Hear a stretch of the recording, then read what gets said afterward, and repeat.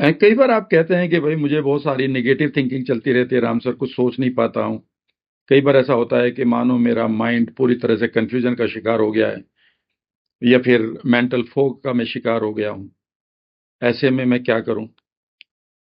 Basically जब आप इस सिचुएशन में होते हैं तो आप सिर्फ माइंड से परेशान नहीं होते, बल्कि उस समय आपकी बॉडी जो इंस्ट्रक्शन मांग रही है अपने आप को चलाने के लिए, आपकी किडनी इंस्ट्रक्शन मांगती है, आपका गॉल ब्लैडर, आपका लीवर, आपका गट, आपके लंग्स, उन्हें भी कोई इंस्ट्रक्शन आपका माइंड सही तरीके से नहीं दे रहा, क्योंकि माइंड तो कहीं और बिजी है और वो भी बेकार की बातों में। कई बार लोग कहते हैं पूरी रात हो जाती है, मैं अपने आप से ही बात करता रहता हूँ, और बात ही क्या करता रहता हूँ, बेकार की इमेजें चलती रहती हैं, और उसमें सुबह उठता हूँ तो बॉडी में पेन रहता है, एनर्जी नहीं रहती। अगर आप इस तरह की सिचुएशन से गुजर रहे हैं तो समझ लीजिएगा, यहाँ पर एक चीज ये है कि अगर आप पढ़ेंगे ना माइंड डी जनरेशन को, तो ये ऐसे में माइंड कई बार डी जनरेट होने लगता है, और वो इसलिए होता है कि आपके गट के अंदर जो बैक्टीरिया है, बैड बैक्टीरिया, वो एलपीएस जो रिलीज करते हैं।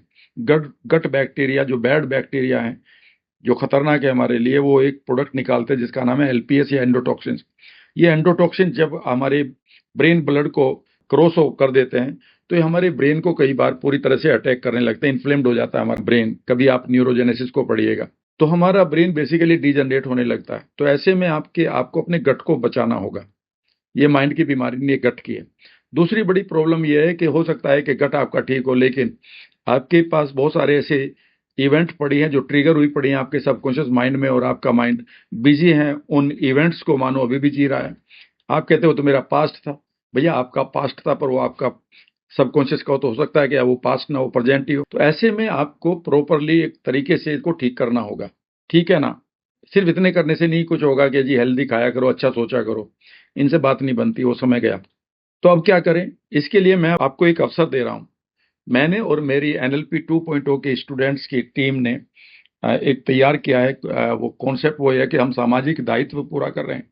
हम आपको बता रहे होंगे कि कैसे आपका गट माइंड एक दूसरे के साथ मिलकर आपकी ये नेगेटिव थिंकिंग या ब्रेन फॉग को क्रिएट करता है, और हम आपको ये भी बताएंगे कि आपको क्या क्या कर लेना चाहिए। और ये जो आपकी कंसल्टेशन होगी ना हमारे साथ, ये बिल्कुल फ्री होगी, इसमें हम पैसा नहीं लेंगे। हमारी टीम एक्साइटेड है इस काम को करने के लिए, और मुझे बड़ा अच्छा भी लग रहा है कि हम कुछ लोगों की हेल्प जरूर कर रहे होंगे। अगर आप उनमें से एक बनना चाहते हैं तो अभी एक काम करें, अपना व्हाट्सएप ओपन करें, उस पर माइंड टाइप करें, और ऊपर दिए गए नंबर पर हमें व्हाट्सएप कर दें। इमीडिएटली हमारी टीम आपके साथ कनेक्ट करना शुरू कर देगी, और हम आपको गाइड कर रहे होंगे। ठीक है ना? बस इतना सा करना है, पॉजिटिव थिंकर बन जाओगे आप जल्दी।